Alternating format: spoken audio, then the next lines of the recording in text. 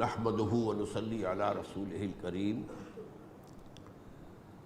اما بعد فقد قال الله تبارك وتعالى كما ورد في سورة آل عمران اعوذ باللہ من الشیطان الرجیم بسم اللہ الرحمن الرحیم اذ قال اللہ تعالی یا عیسی ابن مریم وَإِذْ قَالَ اللَّهُ يَا عِيسَىٰ إِنِّي مُتَوَفِّيكَ وَرَافِعُكَ إِلَيَّ وَمُطَهِّرُكَ مِنَ الَّذِينَ كَفَرُوا وَجَاعِلُ الَّذِينَ اتَّبَعُوكَ فَوْقَ الَّذِينَ كَفَرُوا إِلَىٰ يَوْمِ الْقِيَامَةِ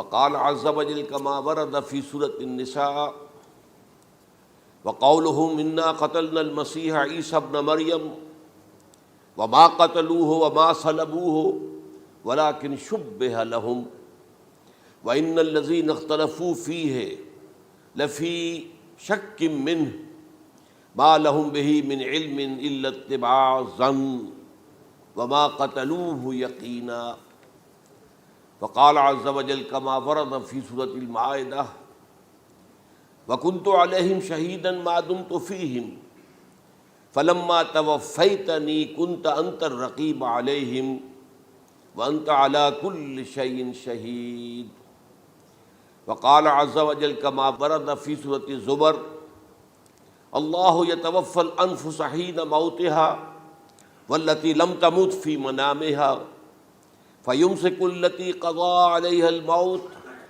ويرسل الأخرى إلى أجل مسمى صدق الله العظيم رب اشرح لي صدري ويسر لي امري واحلل عقدة من لساني يفقهوا قولي اللهم ربنا الهمنا رشدنا واعذنا من شرور انفسنا اللهم ارنا الحق حقا وارزقنا اتباعه وارنا الباطل باطلا وارزقنا اجتنابه آمین یا رب العالمین۔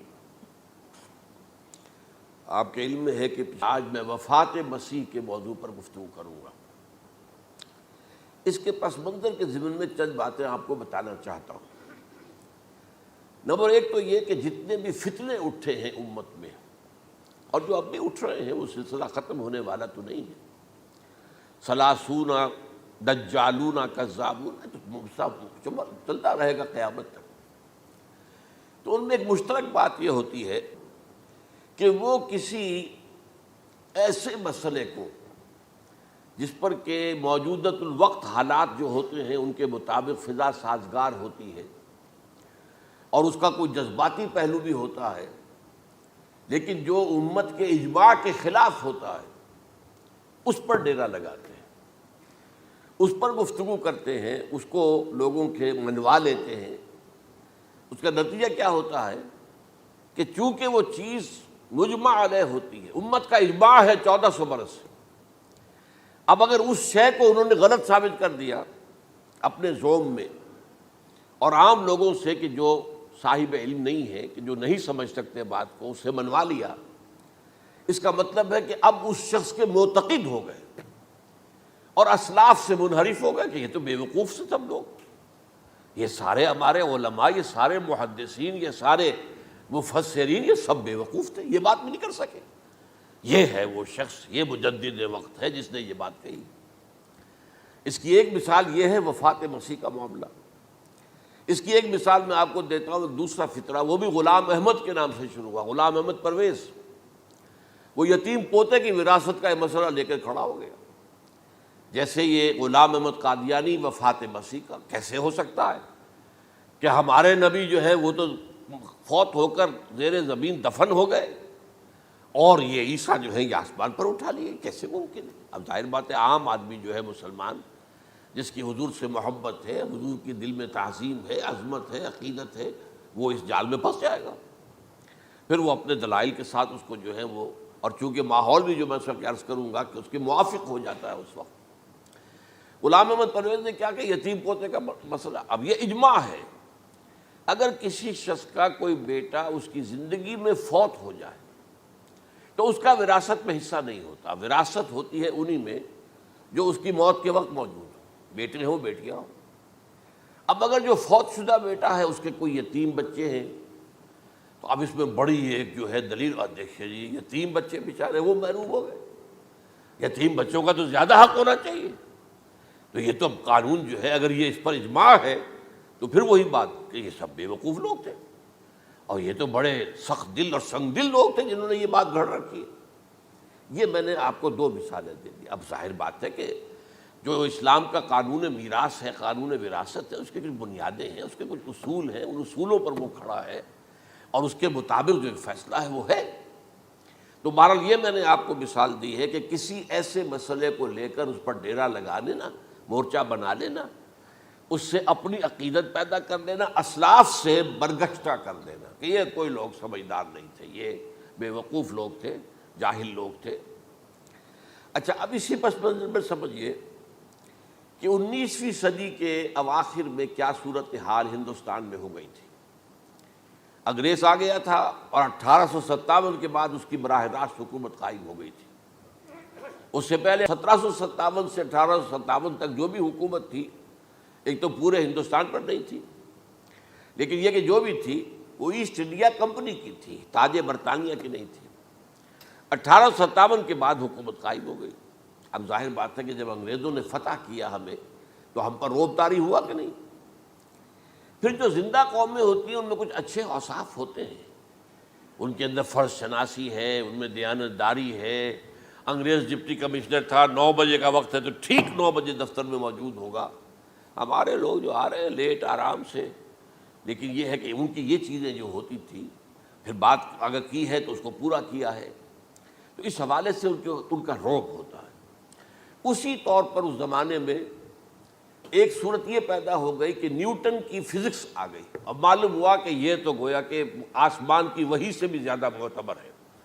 سائنس سے جو بات ثابت ہو جائے بس وہ حق ہے، اور جو ثابت نہ ہو سکے وہ ایسے ہی ہیں، وہ تو گویا کہ اوہام ہیں، ان کی کوئی حیثیت نہیں۔ اب اس زمن میں کیا ہوا، اس وقت جو ہے سر سید احمد خان ایک شخصیت ابھری۔ انہوں نے جب دیکھا کہ اسلام کی بہت سی چیزیں جو ہیں وہ سائنٹیفک جو انداز فکر ہے اس میں فٹ نہیں بیٹھتی۔ یہ فرشتے کس بلا کا نام ہے، سائنس تو نہیں بتاتی ہمیں، لہذا انہوں نے کہا فرشتہ کوئی نہیں ہے، یہ فورسز آف دی نیچر کو فرشتہ کہہ دیا گیا۔ یہ جن کیا بلا ہوتے، کوئی جن ون نہیں ہے، وہ تو سائنس کی اس میں تو نہیں آتے، دکھائی نہیں دیتے، کوئی جن نہیں۔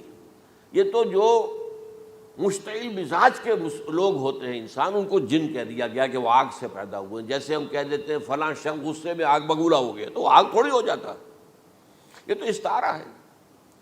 اس طرح یہ جو معجزات ہیں یہ کوئی شے نہیں، ان کی بھی فزیکل توجیحات۔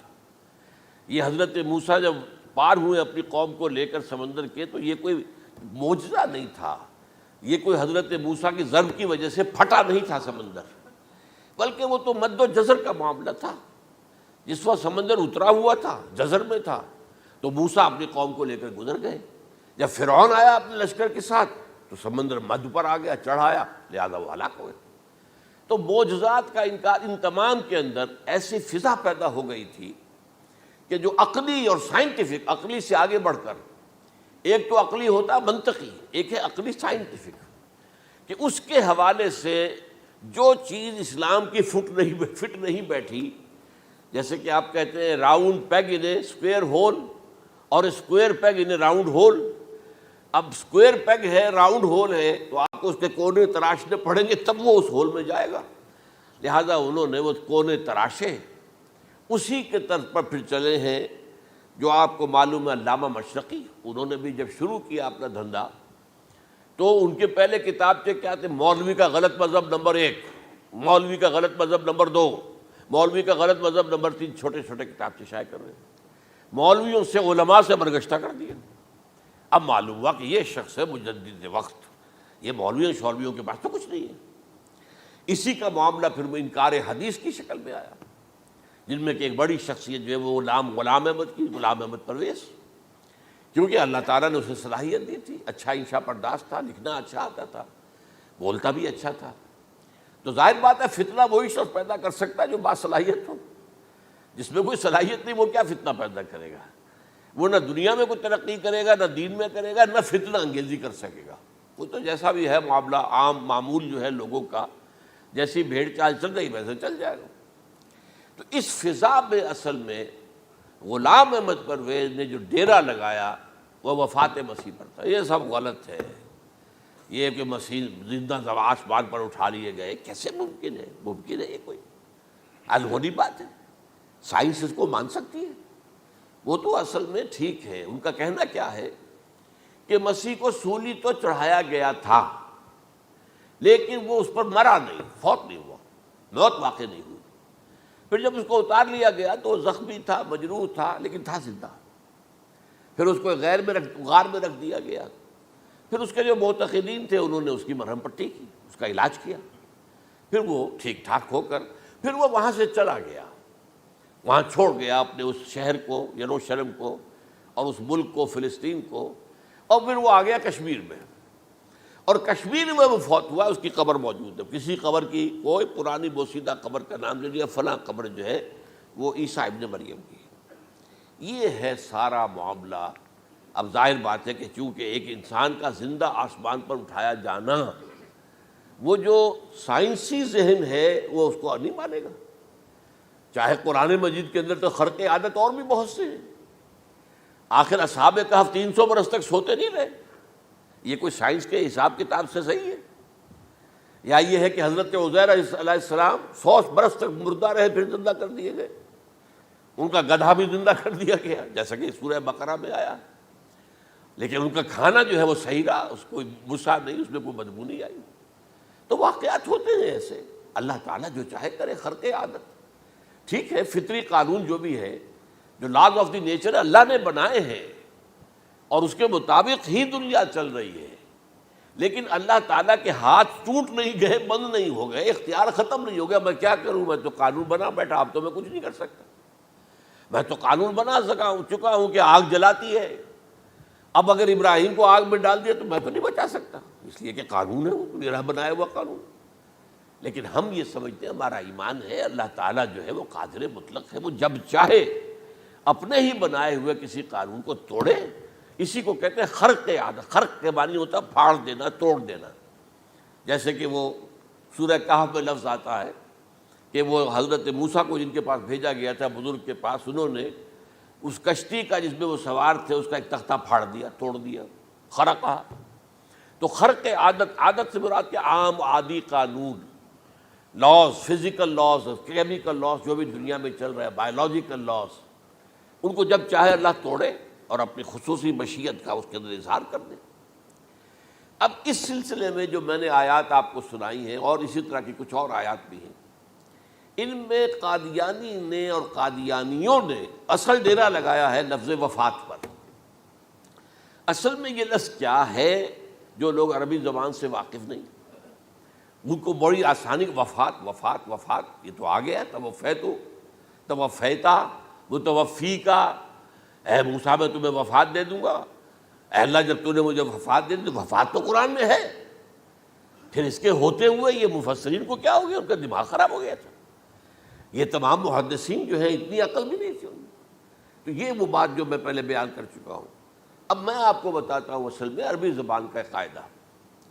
عربی زبان کے اندر ایک سے حرفی روٹ ہوتا ہے، اس سے الفاظ بنتے چلے جاتے۔ مختلف کھانوں میں پانی ہے، پانی کو آپ نے گلاس میں ڈال دیا، کوئی اور شیپ ہو گئی، کپ میں ڈالا کوئی اور شیپ ہو گئی، اور تشت میں ڈالا کوئی اور شیپ ہو گئی، شیپ تو بدل جائے گی، ہے تو وہی کا وہی پانی۔ تو اسی طریقے سے مثلاً میں مثال دے رہا ہوں آپ کو، علم یعلم، علم، کسی شے کو جان لیا، علم یعلم، اعلاماً، کسی کو کچھ بتا دیا، علم خود جان لیا، اور علم یعلم اعلاماً، کسی کو کچھ بتا دینا، علم یعلم تعلیماً، کسی کو کوئی بات بڑی اچھی طرح ذہن نشین کرانا، بار بار دہرانا، سمجھا دینا، یہ تعلیم ہو گئی۔ تعلم یتعلم تعلماً، خود علم حاصل کرنا۔ اب علم یعلم سے عالم بنا، اور علم یعلم سے معلم بنا، اور تعلم یتعلم سے خود علم حاصل کرنا، اس سے متعلم بنا، متعلم جو کہ علم حاصل کر رہا ہے۔ اسی طرح استعلام، علم حاصل کرنا، کسی چیز کے بارے میں جسے ہندی میں کہتے جانکاری حاصل کر لینا، اویئرنیس حاصل کر لینا۔ اب وہی لفظ ہے علم، اب کہیں آپ اس کے مادے کو دکھا کر اور اس کے معنی میں الٹ پھیر کریں گے تو جو شخص عربی زبان سے واقف نہیں وہ تو نہیں جانے گا اس کو۔ اسی طرح کی مثال ہے وفا، وفا یفی، وقا یقی، وفا یفی، اوفا یوفی ایفاءً، وفا یوفی توفیتاً، توفا یتوفا تعفن، اور استیفا۔ یہ اسی طریقے سے میں نے مثال آپ کو دے دی۔ وفا یفی کے مادے سے اس مصدر سے کوئی لفظ قرآن میں نہیں آیا، لیکن اردو میں آپ کو معلوم ہے نا بڑا پیارا مصرع ہے، وہ وعدہ ہی کیا جو وفا ہو گیا۔ بھئی وعدہ وفا کرو، وعدہ پورا کرو، اس کے معنی ہے پورا کر دینا، کسی کو کوئی چیز پوری دے دینا۔ اور اس کے بعد اوفا یوفی، اس کے معنی بھی وہی ہے، بھرپور۔ اس سے بنے گا اوفو بعہدی اوف بعہدکم، یہ جو سورہ بقرہ کے 5ویں رکوع میں آیا ہے، یہودیوں تم میرے عہد کو پورا کرو تو میں تمہارے عہد کو پورا کروں گا، تم میرے عہد کو پورا کرو۔ میں نے تم سے عہد لیا تھا کہ جو رسول نبی امی آئیں گے، نبی رسول امی، اس کو تمہیں ماننا ہے، اس کا ساتھ دینا ہے۔ اوفو بعہدی، اب اس عہد کو پورا کرو۔ اوف بعہدکم، تو میں تمہارے ساتھ برکات خیرات جیسی پہلے رہی ہیں ابھی باقی رکھوں گا۔ وفا یوفی، پورے اہتمام سے پورا کر دینا، کسی کو دے دینا چیز پورے اہتمام کے ساتھ، جیسے علمہ یعلم، پورے اہتمام کے ساتھ درجہ بدرجہ ایک بات ذہن نشین کرنا۔ یوفی، اس کا جیسے وَإِبْرَاهِيمَ الَّذِي وَفَّى، ذرا اس ابراہیم کا تذکرہ کرو جس نے سارے تقاضے جو اللہ کے تھے پورے کر دیے، بھرپور۔ جو امتحان آیا اس میں وہ ثابت قدم نکلے۔ توفا یا توفا، یہ آیا کسی شے کو پورا پورا لے لینا۔ اب ایک ہے پورا پورا دے دینا، ایک ہے پورا پورا لے لینا، ایک ہے کسی کو علم دینا، علم یعلم تعلیما، کسی کو پورا دینا، وفا یوفی توفیتاً، کسی سے علم حاصل کرنا، تعلم یتعلم تعلما، کسی سے پورا پورا لے لینا ہے، توفا یتوفی، اور اسی طرح استیفاء، کسی سے پورا لے لینا۔ یہ لفظ آیا ہے ویل للمطففین الذین اذا اکتالوا علی الناس یستوفون واذا کالوہم ووزنوہم یخسرون۔ ہلاکت و بربادی ہے ان ڈنڈی مارنے والوں کے لیے جو جب تول کر لیتے ہیں تو پورا لیتے ہیں، اور جب دیتے ہیں تو اس میں کمی کر دیتے ہیں، ڈنڈی مار جاتے ہیں۔ الا یظن اولئک انہم مبعوثون، کیا انہیں یاد نہیں رہا ہے کہ یہ دوبارہ اٹھائے جائیں گے، اللہ کے سامنے کھڑے ہوں گے، حساب ہوگا پورا پورا پیسے پیسے کا۔ تو یہ میں نے آپ کو اس گردان سے بتا دیا کہ ایک ہی لفظ جو ہے وہ کتنے معنی دے رہا ہے۔ مادہ ایک ہے، وفا یوفی پورا کر دینا، اوفا یوفی پورا کر دینا، لیکن توفا یتوفی پورا لے لینا، استیفاء پورا لینا، اذا اکتالوا علی الناس یستوفون واذا کالوہم ووزنوہم یخسرون۔ اب دیکھیے اس میں قرآن مجید جو ہے اس کے ضمن میں سب سے جو فیصلہ کن آیت ہے وہ سورہ زمر کی ہے، اور یہ جو میں نے پچھلی مرتبہ بھی آپ سے کہا تھا، لا یاتیہ الباطل من بین یدیہ ولا من خلفہ، قرآن پر باطل حملہ آور ہو ہی نہیں سکتا، نہ سامنے سے نہ پیچھے سے۔ اب دیکھیے یہ ساری آیتیں جن میں حضرت مسیح کا ذکر ہے اور وفات کا لفظ جو ہے مختلف صورتوں میں استعمال ہوا ہے، اس میں سورہ زمر جو کہ مکی صورت ہے اس میں ہے وہ کانٹے دار آیت جس سے مسئلہ حل ہوتا ہے۔ وہ کیا ہے؟ وہ میں نے آپ کو سنائی ہے، اللہ یتوفی الانفس حین موتہا، اللہ قبض کر لیتا ہے، لے لیتا ہے نفس کو اس کی موت کے وقت، واللتی لم تمت فی منامہا، اور جس کے مرنے کا وقت نہیں آیا، مرا نہیں ہے، اس کی نیند میں لے لیتا ہے۔ فیمسک التی قطع علیہ الموت، تو جس پر موت کا فیصلہ ہو چکا ہے اس کو تو روکے رکھا ہے، موت کے وقت لیا اور روکے رکھا۔ اور ویرسل الاخری الی اجل مسمی، اور جو دوسرے ہیں جن کی موت کا وقت نہیں آیا ان کو مؤخر کر دیتا ہے، واپس کر دیتا ہے، لوٹا دیتا ہے۔ اب سوال یہ، نیند میں کیا چیز اللہ لیتا ہے؟ کیا جان لیتا ہے؟ ظاہر بات ہے نہیں، شعور نہیں چلا گیا۔ ایک ہے انسان کا شعور، وہی تو سب سے اعلیٰ شے ہے، سب سے اونچی چیز تو وہی ہے۔ یہ شعور ختم ہو گیا تو انسان کہاں رہا؟ اس کے نیچے جو کچھ ہے وہ تحت شعور ہے، سب کانشیس مائنڈ۔ تو خواب واب جو ہوتے ہیں وہ سب کانشیس مائنڈ کے ہوتے ہیں، وہ کانشیس مائنڈ کے تو نہیں ہوتے۔ جو کانشیسنس ہے، شعور جو ہے، اور خاص طور پر خود شعوری، وہ نیند میں اللہ سلب کر لیتا ہے۔ تو محض شعور کے لیے بھی وفات کا لفظ آ گیا۔ ابھی تو جان یہی ہے، جو سویا ہوا ہے وہ مرا تو نہیں ہے، زندہ ہے۔ البتہ جب جس کو ہم موت کہتے ہیں وقت آیا تو شعور بھی لے لیا، جان بھی لے لی، دو چیزیں لے لی۔ حضرت عیسیٰ پر پورا اطلاق ہوا، مجسم عیسیٰ کو لے لیا، شعور بھی لے لیا، جان بھی لے لی اور بدن بھی لے لیا۔ تو گویا کہ لفظ توفا کا کامل اطلاق تو صرف عیسیٰ پر ہو رہا ہے۔ ہم جب مرتے ہیں تو ہمارا جسم تو یہی رہتا ہے، وہ تو گیا قبر میں، پورا قبض نہیں کیا اس نے، پوری شے کو اپنے قبضے میں نہیں لیا، جسم تو یہی ہے۔ لیکن یہ کہ موت کے اندر ظاہر بات ہے کہ جان گئی، اور جان ہی اصل چیز ہے۔ جب جان نکل گئی تو یہ کیا ہے؟ یہ تو یوں سمجھیے کہ اب ایسی چیزیں جلدی سے قبر میں دبا دو ورنہ یہ سڑے گی، گل جائے گی۔ اور قبر میں بھی کیا ہوگا؟ کیڑے ویڑے کھائیں گے، ختم کریں گے، الا ماشاءاللہ جس کو اللہ چاہے۔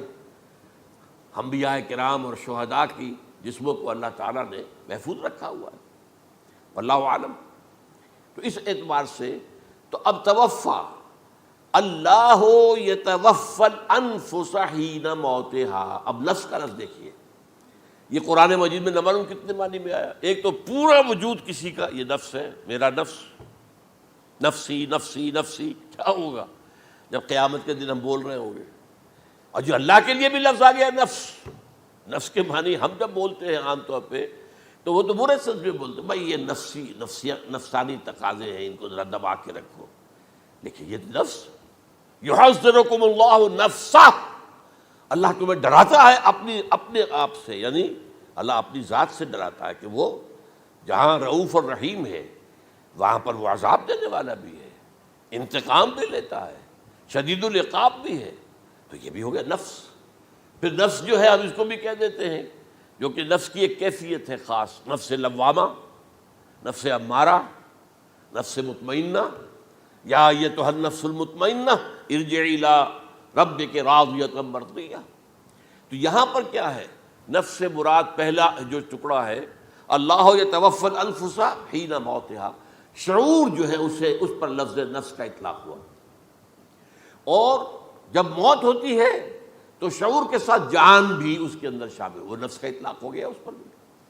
اور اصل میں لفظ توفا جو ہے اس کا حقیقی مفہوم اگر پورا ہوا ہے اس معنی میں کہ پورا کا پورا لے لینا، تو وہ تو صرف حضرت مسیح علیہ السلام کے بارے میں ہے۔ شعور جمع جان جمع جسم، وہ سب کے سب اللہ تعالیٰ نے لے لی۔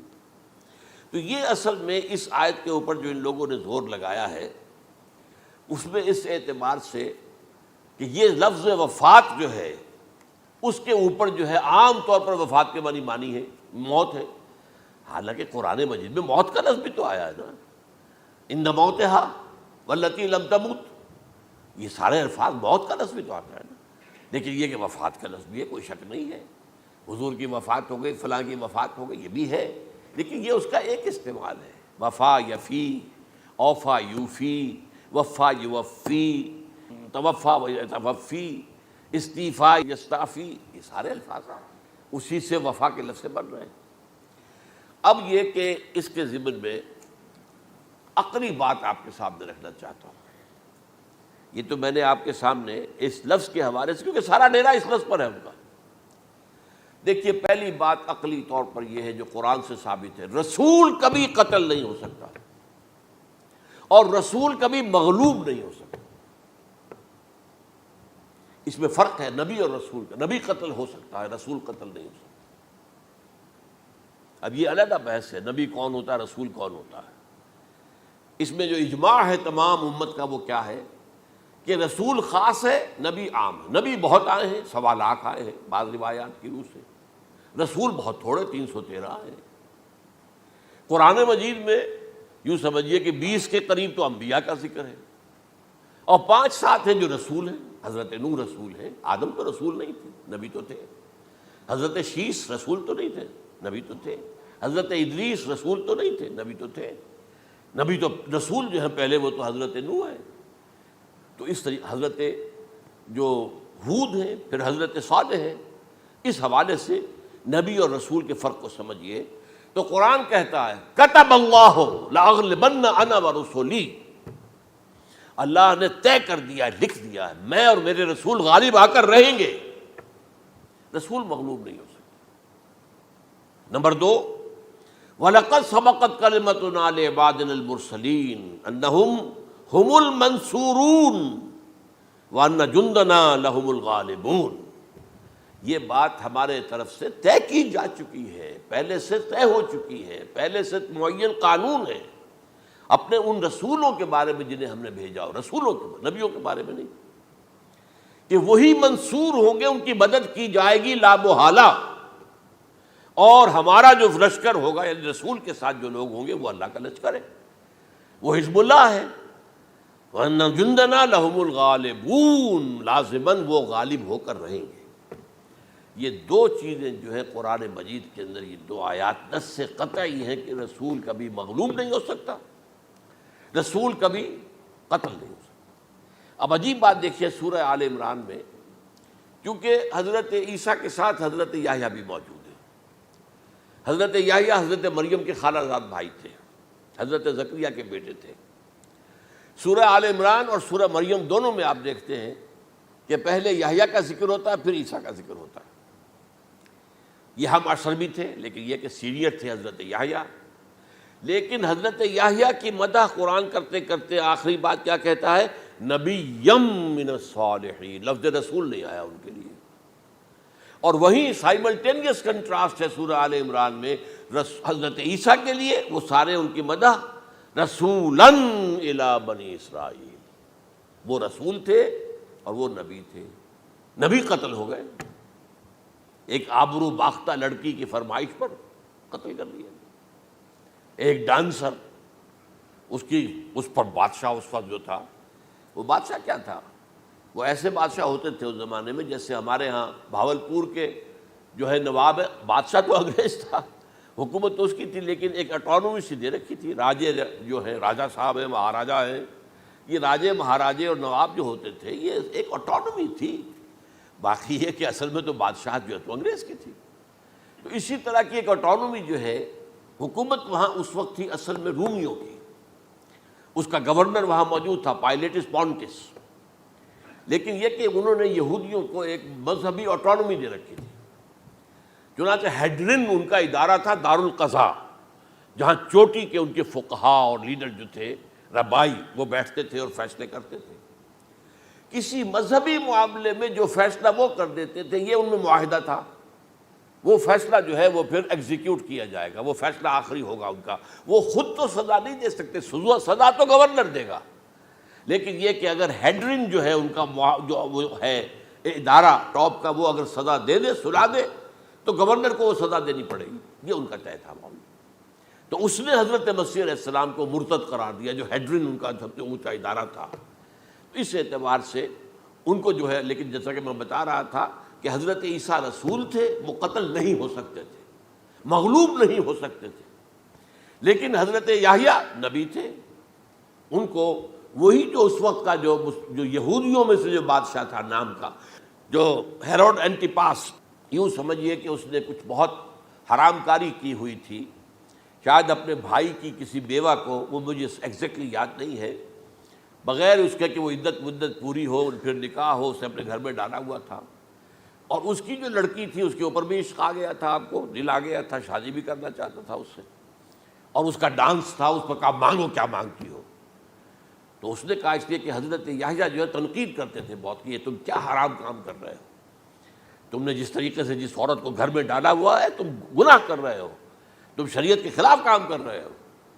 اس کو کہا تھا یو ڈاٹر آف سن، اس لڑکی کو کہا تھا تم جو کہ گناہ کی بیٹی ہو.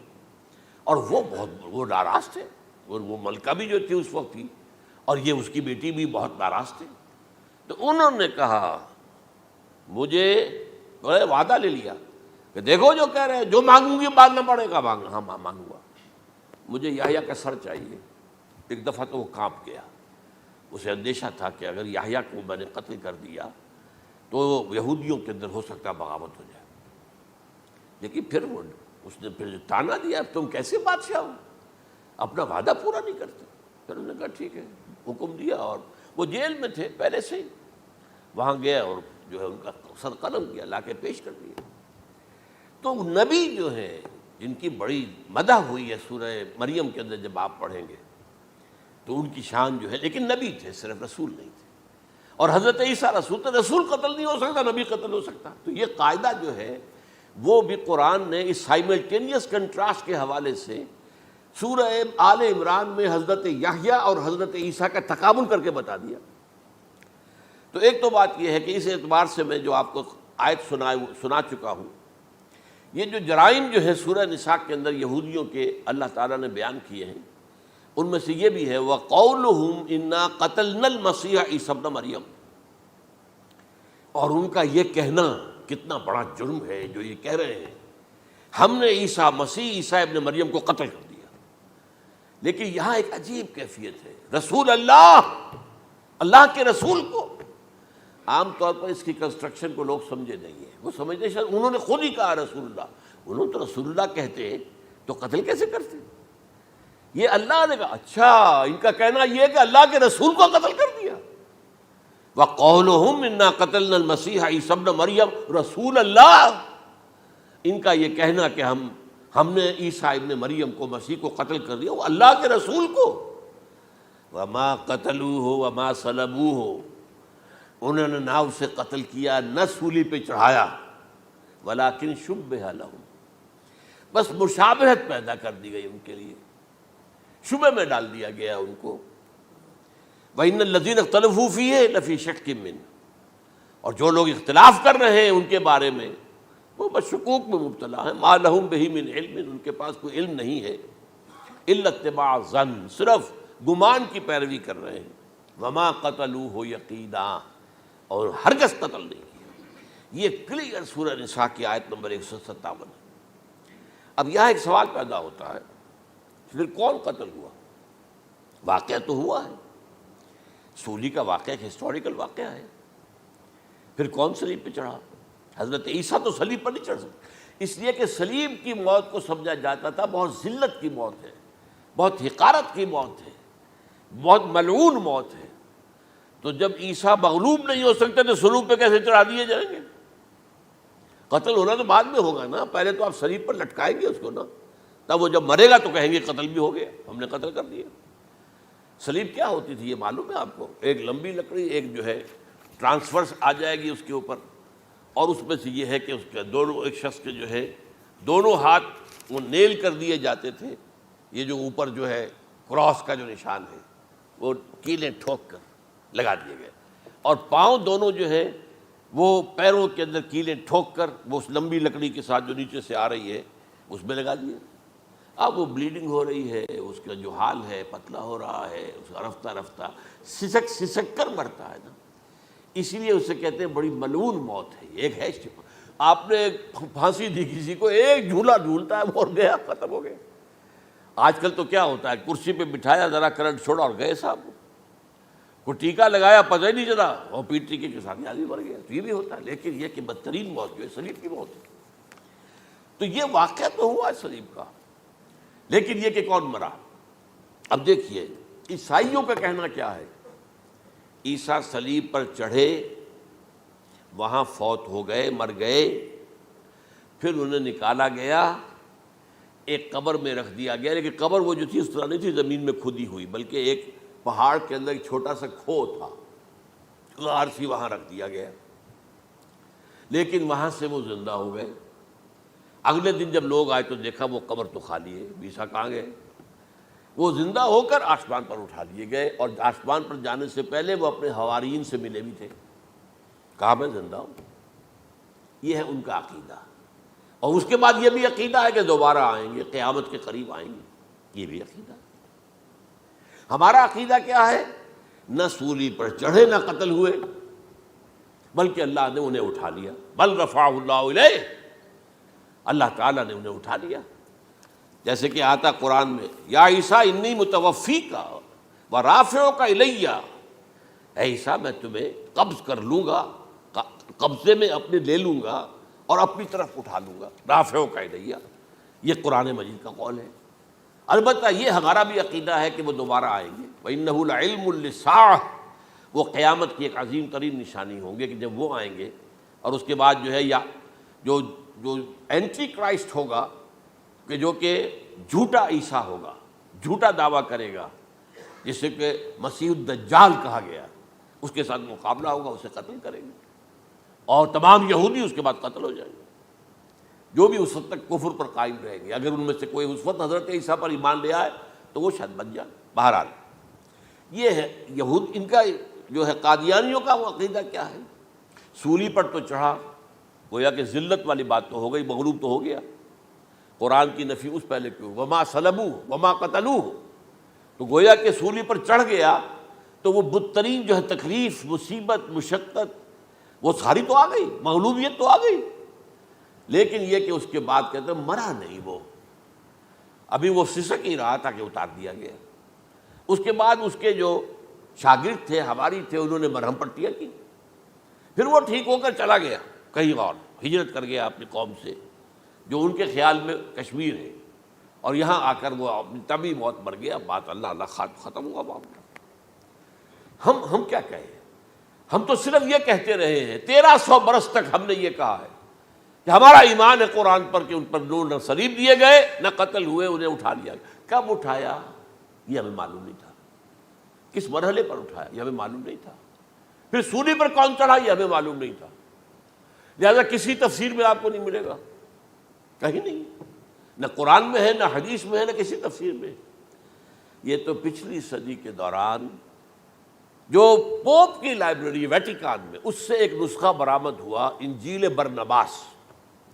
اب یہ بھی آپ کو معلوم ہونا چاہیے کہ انجیلیں 104 تھیں، جن میں سے 4 جو ہے سلیکٹ کی گئی ہیں، 100 انجیلیں اور ہیں جنہیں وہ اپوکریفل کہتے ہیں، غیر مستند انجیلیں، اپوکریفل، اور یہ ہے کینونیکل، قانونی، یہ ہے کہ جو مستند ہیں 4، لیکن جو 100 اور ہیں ان میں سے ایک یہ بھی ہے برنباس، اور برنباس کے بارے میں عیسائی مانتے ہیں کہ وہ بھی حضرت عیسیٰ علیہ السلام کے حوارین میں سے ایک تھے۔ وہ انجیل نکل آئی، اب وہ چھپ بھی گئی ہے۔ کراچی میں ایک ادارہ ہے، خاص طور پر باوانی جو سیٹھ ہیں ان کا بنایا ہوا ادارہ ہے، تو وہی چھاپتے بھی ہیں۔ ایک زمانے میں تو کافی تقسیم بھی کر رہے تھے، اب مجھے معلوم نہیں۔ اس نے سارا قصہ بیان کیا۔ قصہ کیا ہے؟ بہت دلچسپ قصہ ہے، پوری تفصیل سے۔ ایک شخص جو کہ حضرت مسیح کے حواریین میں شامل ہو گیا، وہ تھا جیوڈاس اسکیریوٹ۔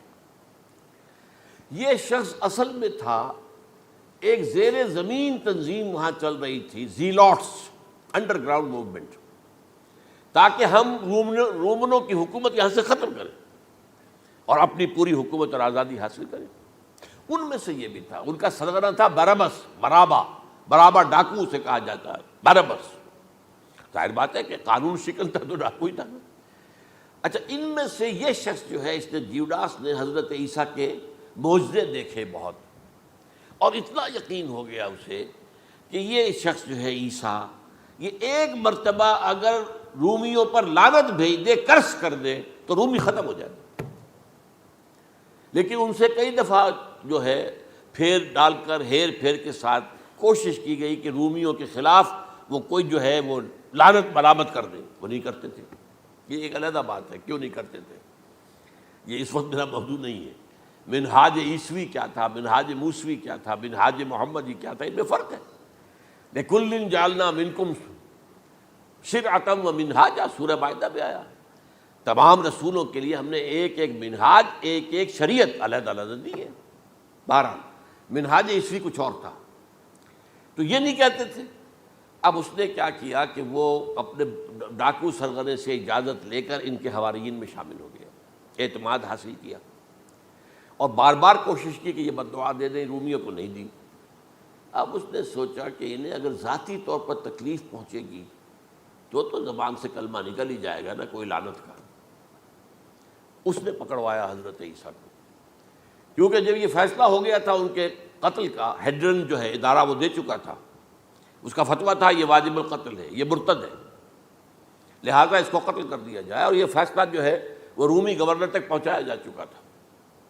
رومی گورنر نے یہاں تک کہا، یہ سینٹ جو متی کی انجیل ہے اس میں موجود ہے، بھائی ہمارے پاس تو اس کا کوئی جرم نہیں ہے، ہمارے ہاں کوئی ایسی بات اس کی نہیں ہے جس سے کہ ہم اسے واجب القتل قرار دیں.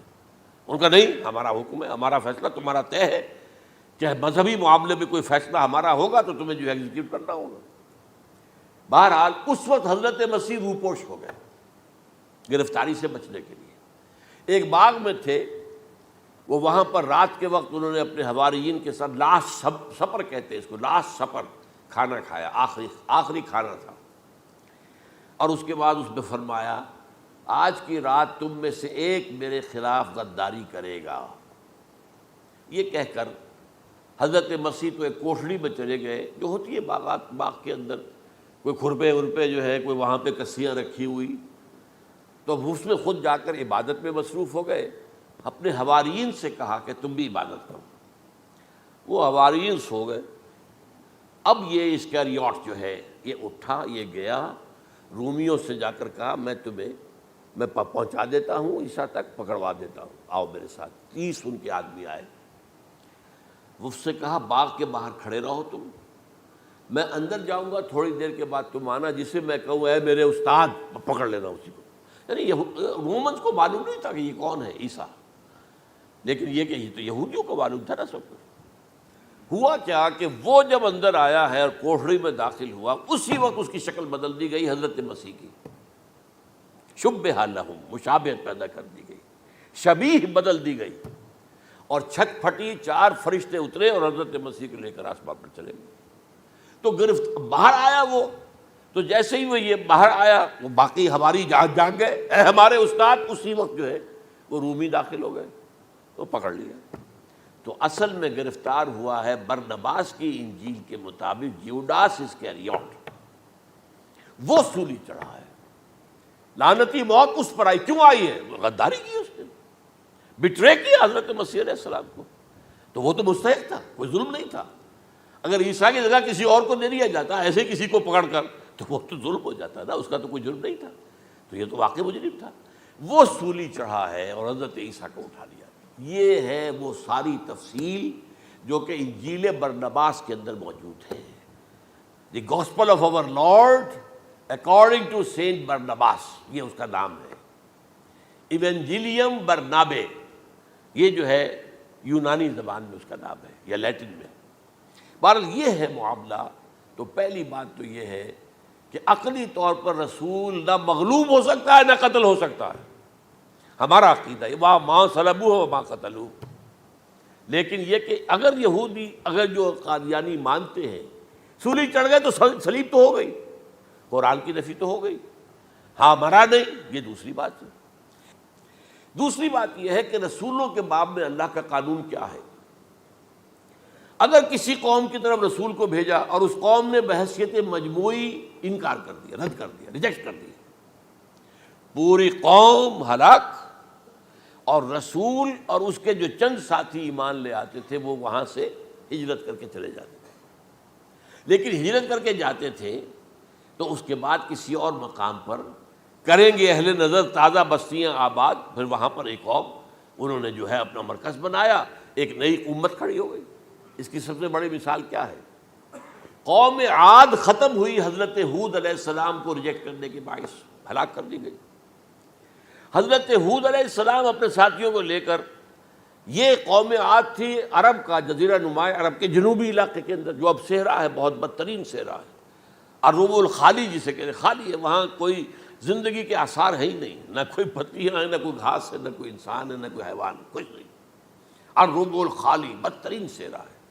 وہ صحرا ایسا ہے کہ اس کے اندر کوئی چیز ٹکتی نہیں ہے، جو چیز اوپر ہوگی وہ دھستی چلی جائے گی، اندر چلی جائے گی. ورنہ عام صحرا کے اندر ریت کے اوپر اونٹ بھی چلتا ہے، انسان بھی چلتے ہیں، لیکن اس میں نہیں.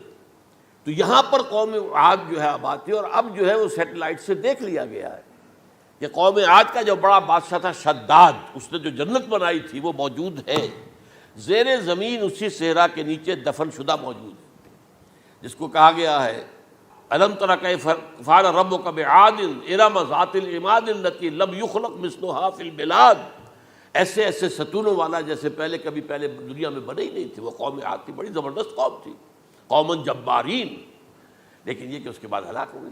اب حضرت ہود اپنے مسلمان ساتھیوں کو لے کر نکل گئے، جزیرہ نماء عرب کے مغربی کونے میں جا کر، شمال مغربی کونے میں آباد ہو گئے۔ وہاں ایک نئی قوم پیدا ہوئی، سمود۔ اب یہ اسلامی بستی بن گئی، لیکن اس کے اندر بھی پھر بعد میں زوال آیا، پھر وہاں نبی بھی آئے، لیکن اس کے بعد یہ کہ آخری رسول بھیجے گئے حضرت صالح، اور وہ بھی ہلاک ہوئے کیونکہ حضرت صالح کو انہوں نے رد کر دی۔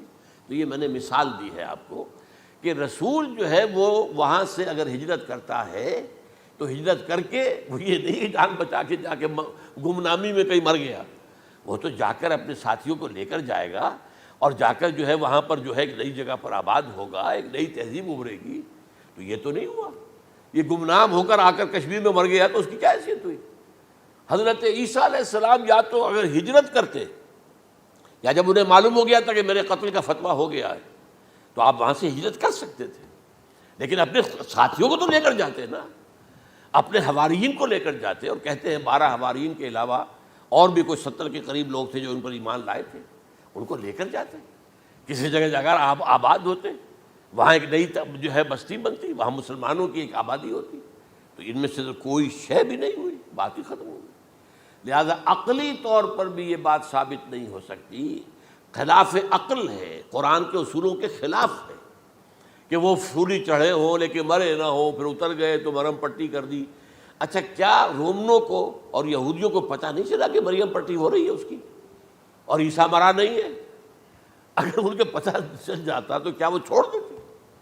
اب مرہم پٹی کے بغیر تو 12 جو شخص سولی پر لٹکا رہا ہے وہ تو تقریباً مردہ ہی ہوتا ہے نا۔ وہ کہ چلیے ہو سکتا ہے کہ کوئی ایسا امکان ہو کہ اس کی نبض ابھی چل رہی ہو اور وہ اتار لیا جائے اور مرہم پٹی کر لی جائے تو بچ جائے، لیکن یہ کہ پھر اس کے بعد وہ اگر وہاں سے ہجرت کرتے تو وہاں سے وہ اپنے حواریین کو لے کر جاتے اور کسی نئی جگہ پر جا کر آباد ہوتے۔ ان دونوں اعتبارات سے یہ بات ناقابل قبول ہے، ناقابل یقین ہے۔ لیکن اسی مسئلے کو لے کر انہوں نے، جو جیسا کہ میں نے بتایا تھا، وفات ہو گئی، کیسے ہو سکتا ہے ہمارے نبی جو سید المرسلین ہیں وہ تو زیر زمین دفن ہو گئے اور یہ جو آسمان پر اٹھا لیے گئے، یہ کیسے ہو سکتا؟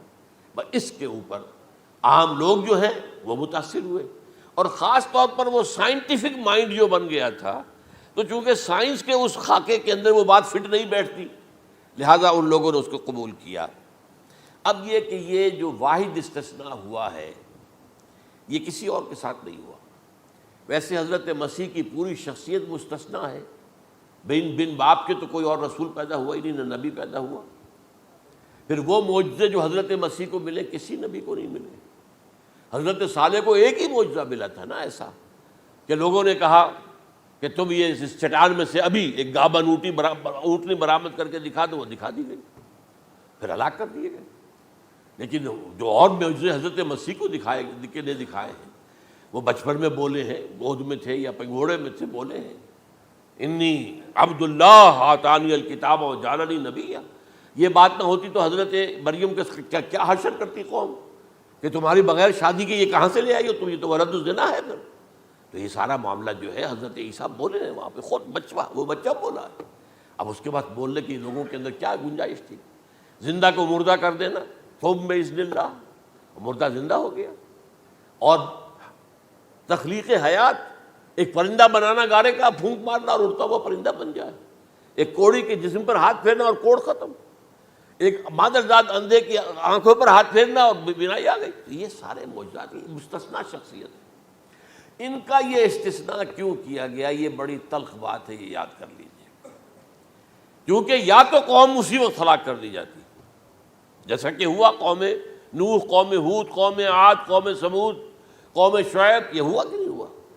اور صدوم اور عمورہ کی بستیاں جہاں حضرت لوط بھیجے گئے، اور آل فرعون جو ہلاک کیے گئے، یا تو پوری قوم ہلاک کی جاتی؟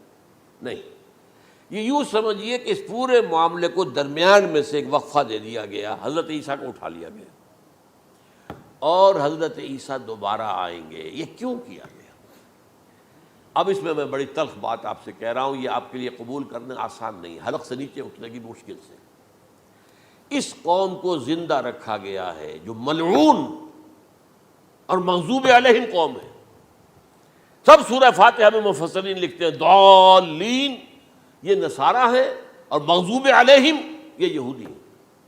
اور قرآن کہتا ہے لعن الذین کفروا من اہل الکتاب علی لسان داؤد وعیسی ابن مریم، لعنت کی گئی ایک ملعون اور مغضوب قوم کے ہاتھوں. آخری امت محمد اور اس کا بھی بہترین حصہ، اس پر عذاب ان کے ہاتھوں آئے گا. عربوں پر عذاب یہودیوں کے ہاتھوں، اس لیے ان کو بچایا گیا. یہ میں نے کئی دفعہ واقعہ سنایا، مولانا اصلاحی صاحب بتایا کرتے تھے، کیونکہ وہ راجپوت تھے، یو پی کے راجپوت مشرقی حصے کے، کہ ہمارے ہاں کوئی نوجوان اگر کوئی بڑی گری ہوئی حرکت کرتا تھا تو اس کے سر پر چمار کے ذریعے، چمار کے ہاتھوں جوتا لگوایا جاتا تھا. اگر راجپوت کے سر پر راجپوت کا جوتا گرا تو چلو تکلیف تو ہوئی، لیکن یہ کہ راجپوت ہی کا جوتا گرا ہے نا، پڑا ہے. لیکن راجپوت کے سر پر چمار کا جوتا، جس کو آپ انگریزی میں کہتے ہیں to add insult to injury, وہ تکلیف بھی ہے جوتا کھانے کی اور انسلٹ ہے کہ ایک چمار مار رہا ہے. یہ امت سب سے خیر امت ہے، کنتم خیر امت اخرجت للناس. اس کے لیے عذاب بھی بدترین آئے گا. اور کن پر آئے گا؟ اس امت کا جو اصل نیوکلیس ہے عرب، جس کے بارے میں حضور کی حدیث موجود ہے ویل للعرب، عرب کے لیے بہت بڑی ہلاکت ہے. اور آج ہماری نظر میں آ رہا ہے وہ ملعون اور مغضوب علیہم قوم، ان کے سینے کے اندر خنجر کی طرح بھونکی گئی ہے. اور 30 کروڑ کے قریب عرب بے حمیتی، بے غیرتی، بزدلی، کمزوری، ذلت، مسکنت کی مثال بنے ہوئے. کوئی بول سکتا ہے اس اسرائیل کے خلاف؟ کوئی بول سکتا ہے؟ 30-35 لاکھ آدمی ہے اسرائیل کے اندر یہودی، اس سے زیادہ تو امریکہ میں 50 لاکھ کے قریب، کل 1.25 کروڑ آدمی ہے یہ یہودی پوری دنیا کے اندر. لیکن دیکھیے جو چاہتا کرتا ہے. جب چاہا اس نے عراق کے ایٹمک انسٹالیشن کو تباہ کر دیا، اور سعودی عرب کی فضا میں اس کو فیول کیا ہے انہوں نے. دوبارہ ری فیولنگ جو ہوئی ہے ان کے جہازوں کی، وہ سعودی عرب کی فضا میں ہوئی.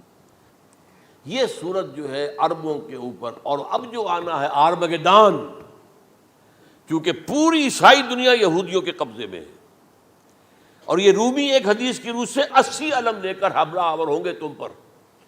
اور یہ ہوگا مڈل ایسٹ میں.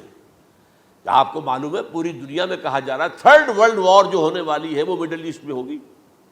اور میں ٹوائنبی کا قول آپ کو سنا چکا ہوں، 1950 کا قول ہے اس کا. یہ اس وقت تک تو سوال ہی پیدا نہیں ہوتا تھا. سارا تصادم جو ہو رہا تھا وہ ایک طرف روسی اور اس کے ساتھی تھے، روس اور اس کے ساتھی، دوسری طرف یہ مغربی یورپ اور امریکہ تھا.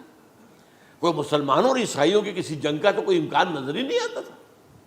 لیکن ٹائنبی نے کہا ہے، جو سب سے بڑا فلاسفر آف ہسٹری ہے 20ویں صدی کا، کہ اب جو جنگ ہوگی بڑی، جو اس نیکسٹ سینچری کی، 21st سینچری کی، وہ در حقیقت کمیونزم کے درمیان اور کیپٹلزم کے درمیان نہیں ہوگی، بلکہ عیسائیوں اور مسلمانوں کے درمیان ہوگی.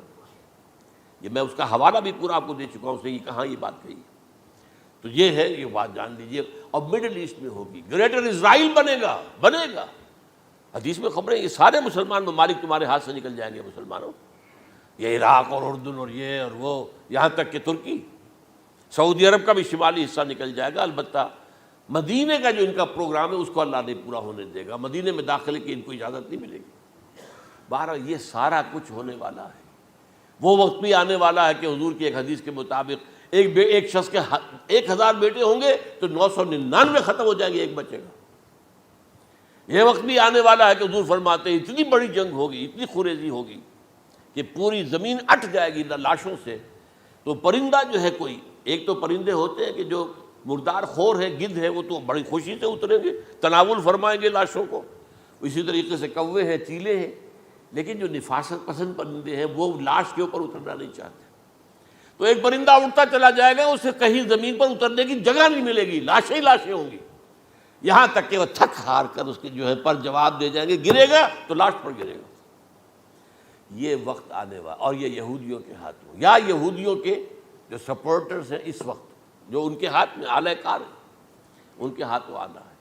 میرے نزدیک اس کام کے لیے اس ملعون قوم کو، کہ جو حضرت عیسیٰ کے زمانے سے ملعون ہو چکی ہے، اس کو باقی رکھا گیا ہے، اسے یہ موقع دیا گیا ہے۔ اس نے اسرائیل بنا لیا ہے، تقریباً 2000 سال کے بعد وہ دوبارہ آ کر آباد ہوئے اس سرزمین میں جہاں سے نکال دیے گئے تھے 70 عیسوی کے اندر۔ یہ سارا کچھ کیوں ہو رہا ہے؟ تو در حقیقت میرے نزدیک واللہ عالم حکمت خداوندی اس میں یہ ہے، انہیں روک کر رکھا گیا ہے اور حضرت عیسیٰ کو اٹھا لیا، پھر وہی عیسیٰ آئیں گے اور انہی کے ہاتھ میں یہ ہلاک ہوگی۔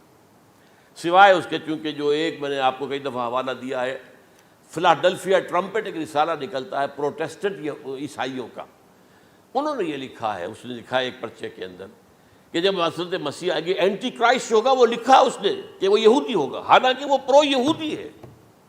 وہ جتنے بھی یہ جو کرسچن زائنسٹ ہیں، یہ تو یہودیوں سے بڑھ کر زائنسٹ ہیں، ان کے بڑے سپورٹرز ہیں۔ تو لیکن اس نے لکھا ہے اینٹی کرائسٹ ول بی اے جیو۔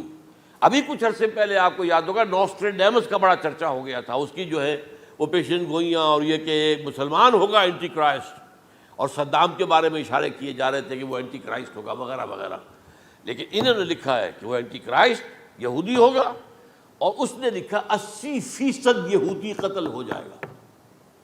یہ میں نے ایک تعویل کی ہے اپنے ذہن میں کہ 20% شاید وہ ہوں جو حضرت عیسیٰ کی جو سیکنڈ کمنگ ہے، آمد ثانی کے موقع پر ان پر ایمان لے آئیں اور وہ بچ جائیں۔ لیکن جو بھی حضرت عیسیٰ کا انکاری ہوگا وہ ختم کر دیا جائے گا، جیسے قوم نوح ختم ہوئی، قوم ہود ختم ہوئی، قوم عاد ختم ہوئی، قوم صالح ختم ہوئی، اسی طریقے سے۔ تو یہ قانون خداوندی پورا ہونا ہے۔ بس ایسے ہی ہے جیسے کسی کو پھانسی کا حکم تو ہو گیا ہو لیکن ابھی ایگزیکیوشن نہ ہوئی ہو، ہوتا ہے 2 سال 3 سال گزر جاتے ہیں کہ پھانسی کا حکم ہے لیکن یہ کہ اب وہ پھانسی نہیں ہو رہی ہے، وہ اپیل در اپیل معاملہ چل رہا ہے۔ یہ ہے میرے نزدیک واللہ عالم، اللہ تعالیٰ نے یہ کوڑا ان مسلمانوں کے لیے رکھا ہوا ہے کہ جن کے رتبے ہیں سوا، ان کی سوا مشکل ہے۔ جتنا اونچا مقام اللہ نے دیا عربوں کو، ان میں حضور کو اٹھایا، ان کی زبان میں اپنا آخری کلام نازل کیا، تو ان کی ذمہ داری بھی بہت ہے۔ جن کے رتبے ہیں سوا، ان کی سوا مشکل ہے۔ اقول قولی ھذا واستغفر اللہ لی ولکم ولسائر المسلمین والمسلمات۔